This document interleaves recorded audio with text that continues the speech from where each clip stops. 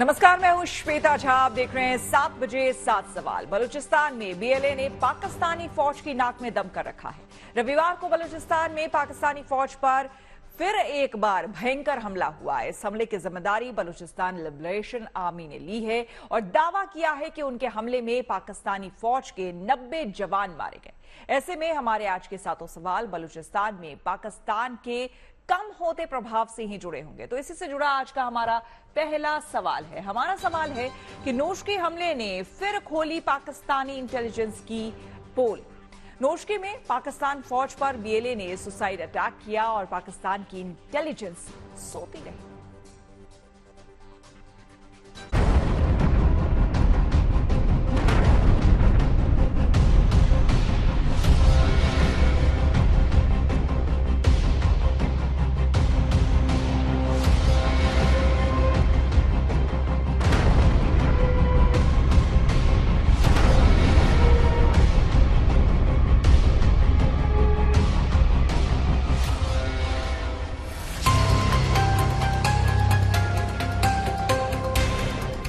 बलूचिस्तान में बीएलए का बड़ा हमला।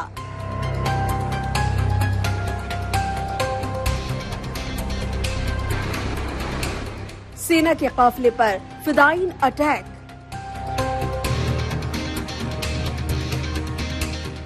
हमले में पाक फौज को बड़ा नुकसान। पाकिस्तानी फौज का इंटेलिजेंस नाकाम। नोशकी हमले का ये वीडियो बलूचिस्तान लिबरेशन आर्मी ने जारी किया है। इस हमले में देखा जा सकता है कि किस तरह से पाकिस्तान की फौज के काफिले की बस के परखच्चे उड़ रहे हैं। दरअसल रविवार की सुबह पाकिस्तानी सेना का काफिला बलूचिस्तान से कोयटा के ताफ्तान जा रहा था। 8 मिलिट्री वाहनों का ये काफिला जब नोशकी हाईवे के पास पहुंचा तो विस्फोटकों से लदी एक गाड़ी काफिले से टकरा गई। बलोच लिबरेशन आर्मी ने इस हमले की जिम्मेदारी लेते हुए इसमें पाकिस्तान फौज के 90 जवानों के मारे जाने का दावा किया है। बीएलए ने पाकिस्तान की सेना के काफिले पर हमले का वीडियो जारी किया है, जिसमें एक गाड़ी को पहले टारगेट और उसके पीछे चल रही दूसरी गाड़ी को दूसरा टारगेट बताया है। कॉन्वॉय था, 8 बसेस का कॉन्वॉय था और ये विजुअल्स देखने को मिल रहे हैं और जिस तरीके से उस बस कि मतलब आप समझ सकते हैं बस बिल्कुल ही चकनाचूर हो चुकी है। तो और वही बस नहीं, एक और बस भी है जिसको तो नुकसान हुआ है। तो 2 बसों में एक का तो विजुअल हम देख रहे हैं कि बिल्कुल चकनाचूर, एक आत्मघाती हमला हुआ है। आप समझ सकते हैं कि उस बस में सिर्फ 4 या 13 ही आदमी होंगे और कुछ नहीं तो कम से कम 40-50 आदमी तो उस बस में बैठे होंगे। कौन उस बस में जिंदा रह सकता है? मुझे नहीं लगता है।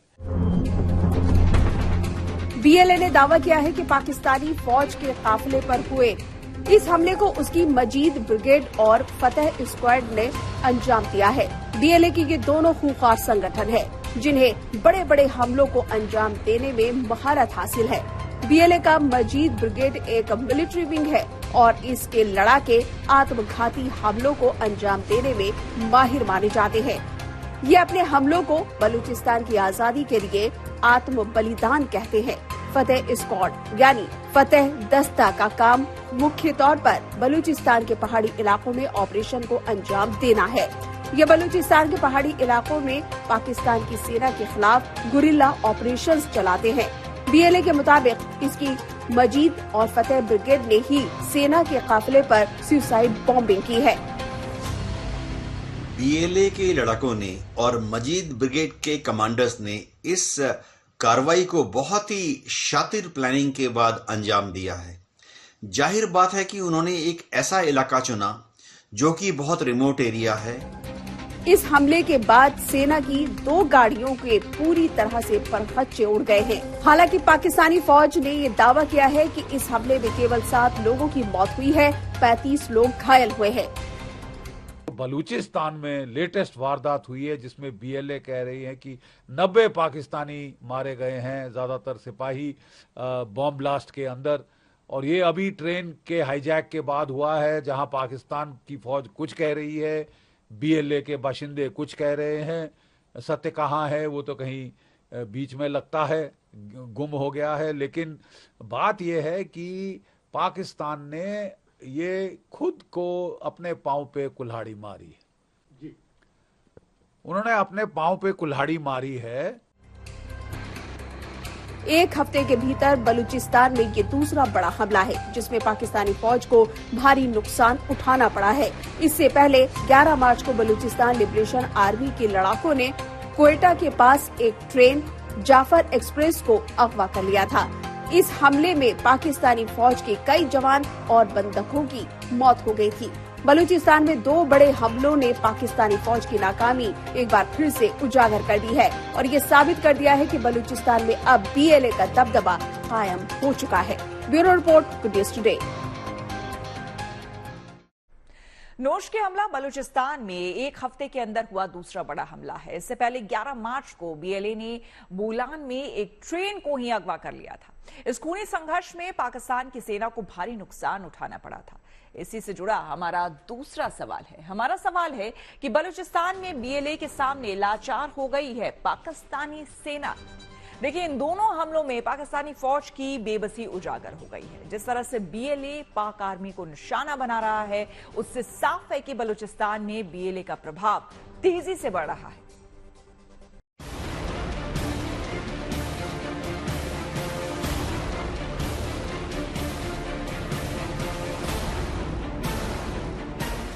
बलूचिस्तान में 2 बड़े हमलों से दहला पाकिस्तान।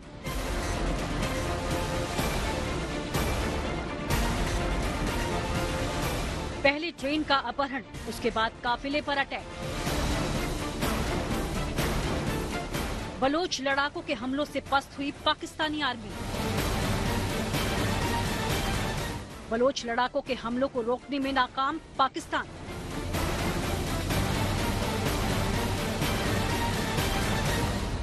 बलूचिस्तान में एक हफ्ते के अंदर बलोच विद्रोहियों ने 2 बड़े हमलों को अंजाम देकर पाकिस्तानी फौज की कमर तोड़ दी है। ये 2 तस्वीरें बलूचिस्तान में एक हफ्ते के अंदर हुए बड़े हमलों की है, जिसमें पाकिस्तानी सेना को भारी नुकसान उठाना पड़ा है। 11 मार्च को बीएलए के लड़ाकों ने क्वेटा से पेशावर जा रही जाफर एक्सप्रेस ट्रेन का अपहरण कर लिया। इस दौरान बीएलए ने ट्रेन में सवार पाकिस्तान के कई जवानों को बंधक बना लिया। पाकिस्तान फौज को बंधकों को छुड़ाने में पसीने छूट गए और करीब 2 दिनों तक बीएलए लड़ाकों से पाकिस्तान आर्मी के साथ आर पार की लड़ाई हुई। इस लड़ाई में पाकिस्तानी फौज के कई जवान और बंधक मारे गए। वहीं नौशकी में बीएलए ने 16 मार्च को सेना के काफिले पर अटैक कर दिया। इस आत्मघाती हमले में भी फौज को भारी नुकसान उठाना पड़ा। माना जा रहा है कि इस हमले में पाकिस्तानी सेना के कई जवानों की मौत हो गई है। लगातार 2 बड़े हमलों ने पाकिस्तानी इंटेलिजेंस की पोल खोल कर रख दी। ये हमले दर्शा रहे हैं कि पाकिस्तान की खुफिया एजेंसीज बलूचिस्तान में किस कदर नाकाम हो रही हैं। पाकिस्तान की जनता का आक्रोश आ चुका है और अब ये जो इनके बेचारे जवान मरे हैं पाकिस्तान सेना के, मैं उनके सिंपथाइज करता हूं कि उनके जवान किसकी वजह से मरे, इनकी जनरल्स की वजह से। तो इन लोग को ये अभी सबक मिलेगा और आप देखिए पाकिस्तान सेना में रिबेलियन आएगा। इनके जवान नौकरी करने से इनकार, कोई डीप स्टेट नहीं है, इनकी अपनी कमी है। ये आप बताइए, जो रोड ओपनिंग, ये जो आज कॉन्वॉय में एम्बुश हुआ है, मिलिट्री ड्रिल बोलती है, इनके फौजी जनरल्स को पता है कि रोड ओपनिंग पार्टी होती है, क्यों नहीं लगाई वो रोड ओपनिंग पार्टी। दरअसल ये पहली बार नहीं है जब बलूचिस्तान में बड़े हमले हुए हैं।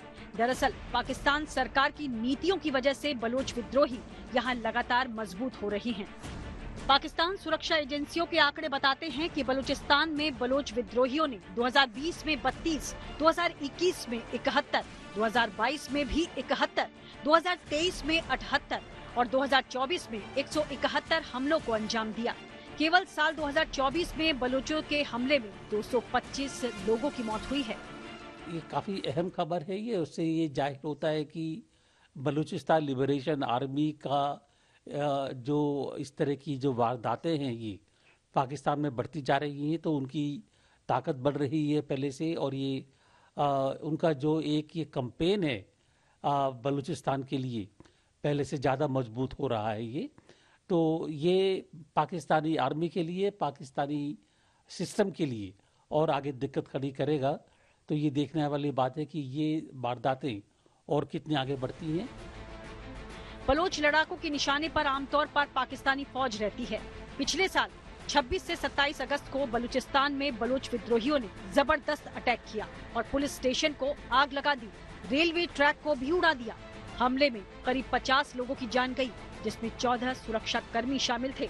ऐसे ही साल 2024 में 9 नवंबर को क्वेटा के रेलवे स्टेशन पर सुसाइड अटैक में 26 लोगों की मौत हो गई, जिसमें 16 सुरक्षा कर्मी शामिल थे।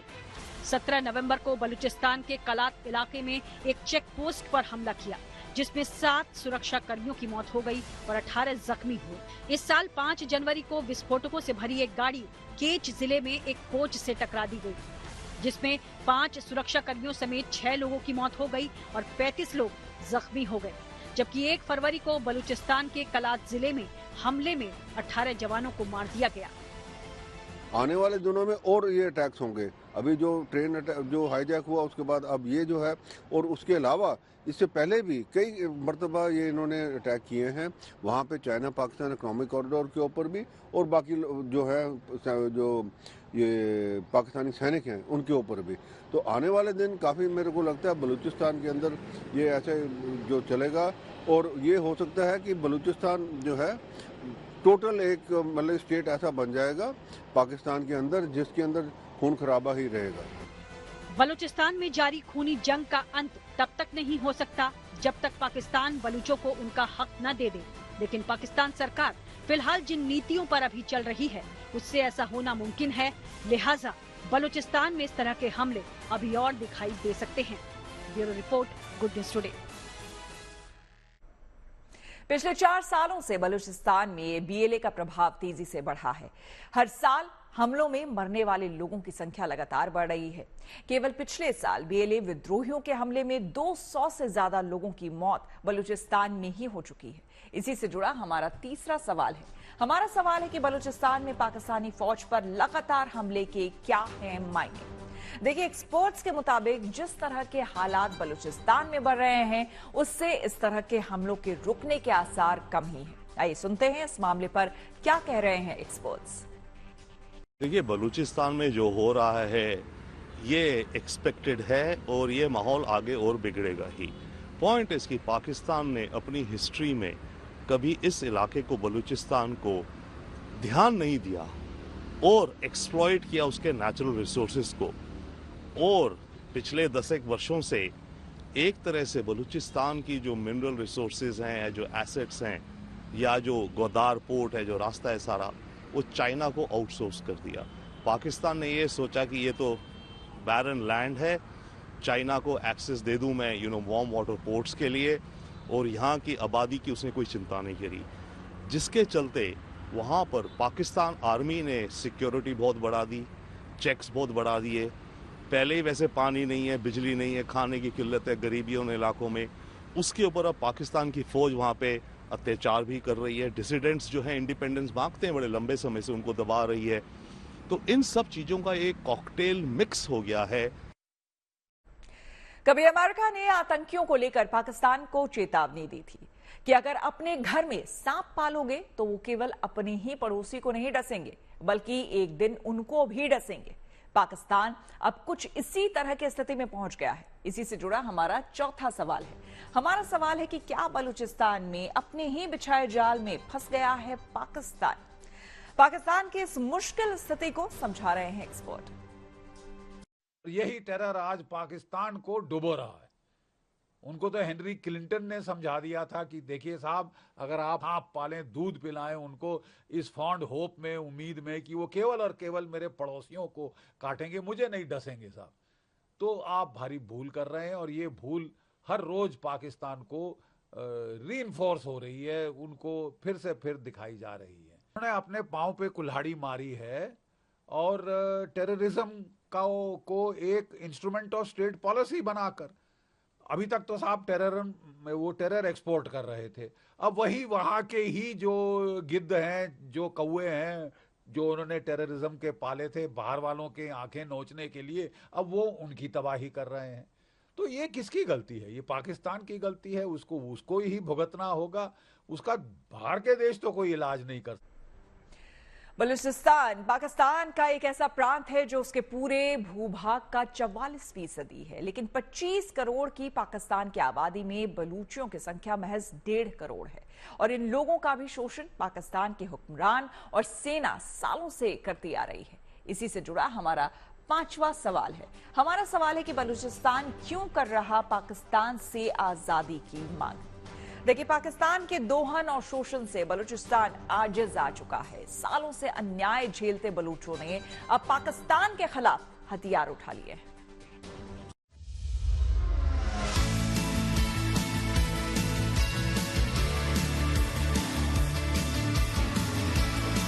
बलूचिस्तान करीब 3.5 लाख वर्ग किलोमीटर में फैला पाकिस्तान का सबसे बड़ा सूबा है, जो क्षेत्रफल में ही बड़ा नहीं है बल्कि पाकिस्तान का ये इलाका प्राकृतिक संसाधनों की खान है। लेकिन भरपूर खनिज संपदा वाले इलाके के लोगों का सिर्फ और सिर्फ शोषण और नरसंहार हुआ है। सालों से पाकिस्तानी हुक्मरानों के जुल्म का शिकार बने बलोच लोगों ने अब हथियार उठा लिया है और अपनी आजादी के लिए जंग छेड़ दी है। क्योंकि जब हिंदुस्तान पाकिस्तान का जब दोनों बने, जब आज़ाद हुए, तब भी बलूचिस्तान ने ये चाहा था कि वो हिंदुस्तान के साथ मिले और उन्होंने ऑफर भी किया था कि हम हिंदुस्तान के साथ मिलना चाहते हैं। दरअसल बलूचिस्तान का क्षेत्रफल 3.47 लाख वर्ग किलोमीटर है। पाकिस्तान की जमीन का करीब 44% हिस्सा बलूचिस्तान में पड़ता है। यहाँ की आबादी करीब 1 करोड़ 50 लाख है। यहाँ के लोग बलूच और उर्दू बोलते हैं। इसे पाकिस्तान का मिनरल्स हब माना जाता है। यहाँ नेचुरल गैस, ऑयल, कोल, कॉपर, सल्फर पाया जाता है। पाकिस्तान के कुल गैस प्रोडक्शन का 40% से ज्यादा बलूचिस्तान रीजन से प्रोड्यूस होता है। ऐसे में यह कहा जा सकता है कि पाकिस्तान के लिए बलूचिस्तान रणनीति और आर्थिक रूप से बेहद अहम स्थान रखता है। बावजूद इसके पाकिस्तान ने इस इलाके के लोगों की अनदेखी की है। मिनरल रिच प्रोविंस है। 44% of Pakistan is Balochistan. 44% part of Balochistan, और उनको 4.4% जो उनका पॉपुलेशन है उसको भी कुछ नहीं मिल रहा है। तो क्या हालत होगी? कौन रहना चाहेगा पाकिस्तान के साथ? बलूचिस्तान के लोगों में असंतोष हाल का नहीं है, बल्कि इसकी जड़ें आजादी के समय की है। ब्रिटिश दौर के खत्म होते होते बलूचिस्तान भारत या पाकिस्तान का हिस्सा नहीं बना, बल्कि एक अलग रियासत बन गया था। वहाँ की संसद ने आजादी के पक्ष में वोट किया। हालांकि मार्च 1948 को पाकिस्तान ने इस पर कार्रवाई करके इसे जबरन खुद में मिला लिया। बलूचिस्तान के पास पूरे देश का 40% से ज्यादा गैस प्रोडक्शन होता है। ये सूबा कॉपर, गोल्ड से भी समृद्ध है। पाकिस्तान इसका फायदा तो लेता है, लेकिन इसका लाभ स्थानीय लोगों को नहीं देता। बलूच लोगों की भाषा और कल्चर बाकी पाकिस्तान से अलग है। वे बलूची भाषा बोलते हैं, जबकि पाकिस्तान में उर्दू और उर्दू मिली पंजाबी चलती है। बलूचियों को डर है कि पाकिस्तान उनकी भाषा भी खत्म कर देगा, जैसी कोशिश वो बांग्लादेश के साथ कर चुका। ये जी हकीकत से गाफिल है, ये तो असलियत मान ही नहीं। इनके लिए असलियत ये है कि इनका सबसे बड़ा सेना है, इनके फौज मेडल याफ्ता है, दुनिया का सबसे एलीट फोर्स इनका ISI है, और इनके जनरलों ने तो दुनिया को डराया हुआ है। जाहिर है बलूचिस्तान भले ही पाकिस्तान का खजाना भरने में सबसे आगे है, लेकिन बलूचिस्तान को बदले में सिर्फ अत्याचार मिलता आया है, जिसकी वजह से पाकिस्तान में आवाज उठाने के लिए समय समय पर आंदोलन होते रहते हैं। Bureau report, good news today.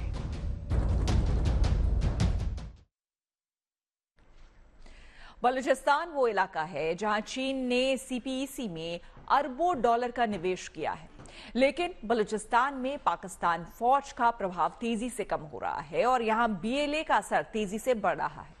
BLA ने इस इलाके में सक्रिय चीन को चेतावनी दी है। इसी से जुड़ा हमारा 6वां सवाल है। हमारा सवाल है कि बलूचिस्तान में अशांति का चीन पर कितना असर। इसके बारे में समझा रहे हैं रक्षा विशेषज्ञ।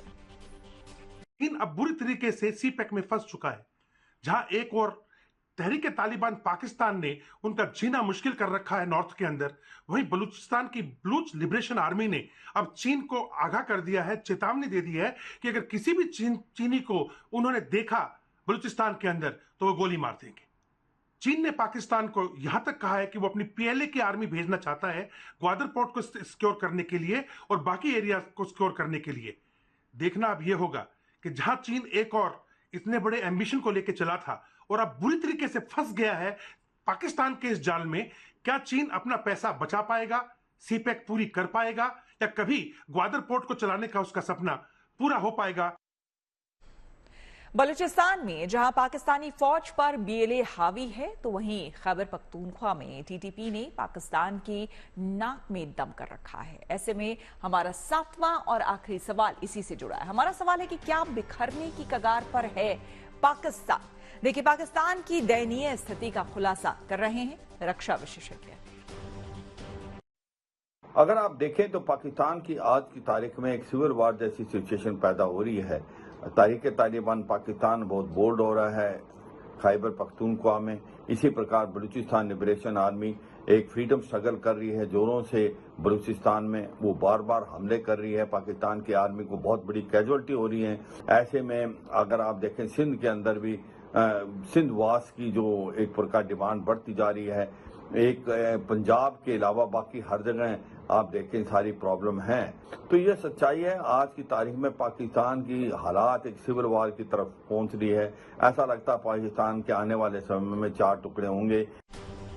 तो इसी के साथ 7 बजे 7 सवाल में मेरे यानी कि श्वेता झा के साथ फिलहाल इतना ही। देश दुनिया के तमाम पॉजिटिव खबरों के लिए देखते रहिए गुड न्यूज टुडे।